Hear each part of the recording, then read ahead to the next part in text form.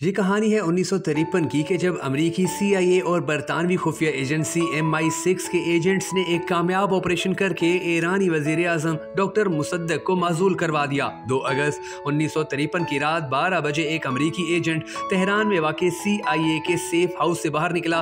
बाहर स्याह रंग की आम सी गाड़ी खड़ी थी। अमेरिकी एजेंट उसकी पिछली सीट पर आकर बैठ गया। उस अमेरिकी का पूरा नाम करम्ट रोजवेल्ट था, जबकि इसके पास कार की सीट पर ईरान के 32 साल बादशाह मोहम्मद रजा शाह पहलवी बैठे थे। रोजवेल्ट अमेरिकी CIA और बरतानवी खुफिया इदारे MI6 के बनाए हुए मंसूबे के तहत चाहते थे कि शाही ईरान के वजीर आजम डॉक्टर मोहम्मद मुसद्दिक को बरतरफ कर दिया जाए, और इस मकसद के लिए वो मामला तय करने रात के अंधेरे में छुपकर शाह से मिलने आए थे। मगर सवाल ये है कि आखिर अमेरिका और बरतानिया क्यों एक जमहूरी हुकूमत का तख्ता उलटने पर तुले हुए थे।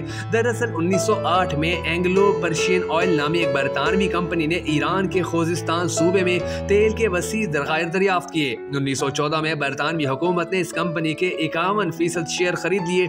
इस कंपनी ने ईरानी शहर आबादान में तेल साफ करने का कारखाना तामीर किया, जो उस वक्त दुनिया की सबसे बड़ी रिफाइनरी था। रफ्ता रफ्ता ईरान के मुख्तलिफ इलाकों में तेल के एक से बढ़कर एक ज़खायर बरामद होते गए और AIOC की ताकत में इसी तनासुब से इजाफा होता गया। इस तेल में ईरान का कुल हिस्सा 17% और कंपनी का 83% था। 1951 में इस कंपनी ने कुल 4 करोड़ पाउंड कमाए, लेकिन इनमें से ईरान को सिर्फ 70 लाख पाउंड दिए गए। ये सूरत हाल ईरानी लीडर के लिए कबूल करना मुमकिन नहीं थी, और जिस ईरानी लीडर ने इस सिलसिले में कुछ करने का फैसला किया उसका नाम डॉक्टर मोहम्मद मुसद्दिक था। डॉक्टर मुसद्दिक के बारे में कहा जाता है कि वो अपने दौर में ईरान के सबसे तालीम याफ्ता शख्स थे। वो पहले ईरानी थे जिन्होंने किसी यूरोपीय यूनिवर्सिटी से PhD की थी। मुसद्दिक के इक्तदार में आने के कुछ ही अरसे बाद ईरानी मजलिस ने भारी अक्सरियत से एक करारदाद मंजूर की, जिसके तहत आबादान की रिफाइनरी को ईरान ने अपनी मलकियत में ले लिया। ईरान के इस अमल पर बरतानिया का पारा 7वें आसमान तक चढ़ गया। वो किसी भी तरह ये सोने की चिड़िया हाथ से निकलते नहीं देख सकते थे। दूसरी तरफ रात के अंधेरे में छुपकर शाह से मिलने से पहले रोजवेल्ट ने मैदान हमवार करने के लिए खासी दौड़ धूप की थी। अमेरिकी और बरतानवी हुकाम एक अरसे से शाह पर जोर दे रहे थे कि वो डॉक्टर मुसद्दक को बरतरफ कर दे, लेकिन शाह ये कदम उठाने से हिचकिचा रहे थे। एक बरतानवी सफारतकार ने रोजवेल्ट को तेहरान में बताया कि शाह में कोई अखलाकी जुर्रत नहीं और डर उन पर बड़ी आसानी से गलबा पा लेता है। अमेरिकी और बरतानवी एजेंट्स ने शाह को नरम करने के लिए उनकी जुड़वा बहन शहजादी अशरफ से राब्ता किया, जो पेरिस में रहती थी। MI6 के एहलकार ने इनकी खिदमत में नोटों से भरा थैला पेश किया और अपने भाई को मनाने पर फौरन राजी कर लिया। इसके अलावा CIA ने अपने एक फौजी कमांडर जो ईरानी फौज की तरबियत करते थे और शाह इन पर एतमाद करते थे, उनके जरिए भी शाह पर असरअंदाज होने की कोशिश की।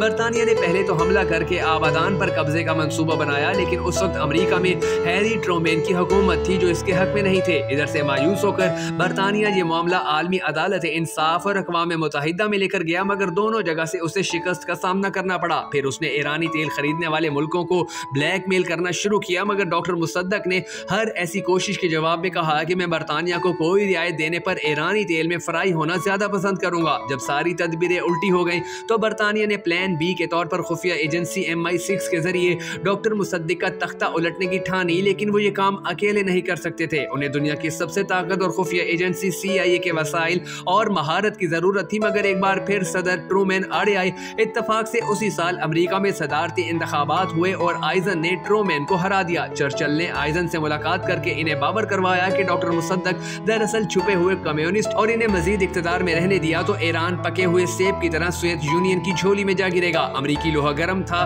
बस चर्चिल के चोट लगाने की देर थी कि आइजन ने पॉलिसी में तब्दीली की मंजूरी दे दी और CIA को हुक्म मिला कि किसी भी कानूनी या गैर कानूनी तरीके से डॉक्टर मुसद्दक का पत्ता साफ कर दिया जाए। बरतानवी खुफिया एजेंसी MI6 ने ईरान में पहले ही डॉक्टर मुसद्दक के खिलाफ खूब तमाशा रचा रखा था।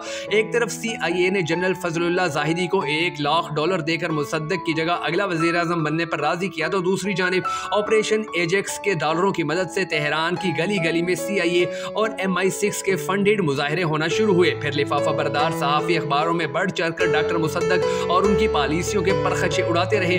रोजवेल्ट ने गाड़ी में बैठे बैठे शाह को बताया कि अगर वो वाकई तसल्ली करना चाहते हैं कि बरतानिया उनके पीछे खड़ा है, तो चर्चिल ने इंतजाम कर रखा है कि अगली रात BBC अपनी नशरियात खत्म करते वक्त उस वक्त रात के 12 बजे हैं के बजाय इस वक्त रात के ठीक 12 बजे है कहेगा। रोजवेल्ट ने कहा कि अगर शाह इस मंसूबे में उनका साथ दे तो बतौर शाह उनके अख्तियारात में इजाफा कर दिया जाएगा। शाह ने सोच बचा प्रचार की मोहलत मांगी और रोजवेल्ट को अगली रात दोबारा यहीं आने का कहा। इसके बाद रोजवेल्ट और शाह की कई मुलाकातें हुई, उसी वक्त और उसी जगह हुई। बिलाखिर शाह दस्तखत करने के लिए तैयार हो गया, लेकिन उसने रोजवेल्ट के सामने एक शर्त रखी कि वो दस्तखत करते ही तेहरान से निकलकर सीधे शुमाली शहर रामसर चले जाएंगे, जहां एक तैयारा तैयार खड़ा होगा ताकि अगर हालात खराब हो गए तो मलका और मैं बगदाद के लिए प्रवास कर जाएं। शाह अगले दिन फरमान पर दस्तखत किए बगैर रामसर चले गए, लेकिन फरमान वहां पहुंचाया गया और उन्होंने उस पर दस्तखत कर दिए, जिसके बाद 15 अगस्त के सुबह कर्नल वो फरमान लेकर डॉक्टर मुसद्दिक की रिहाइशगाह पहुंचे।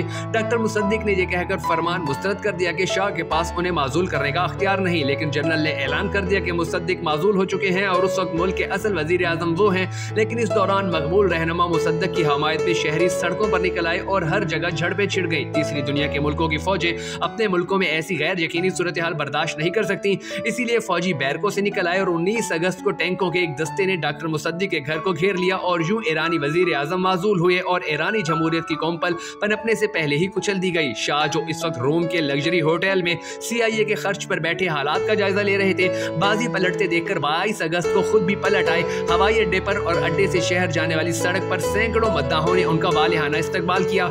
शाह जिंदाबाद के नारे लगाए और उनकी शाही गाड़ी पर गुलाब की पत्तियां निछावर की गईं। कहा जाता है कि सब नहीं तो अक्सर हाजरीन की मुट्ठियां गर्म थीं और इस तरह ईरान की एक अच्छी भली चलती हुकूमत को घर भेज दिया गया।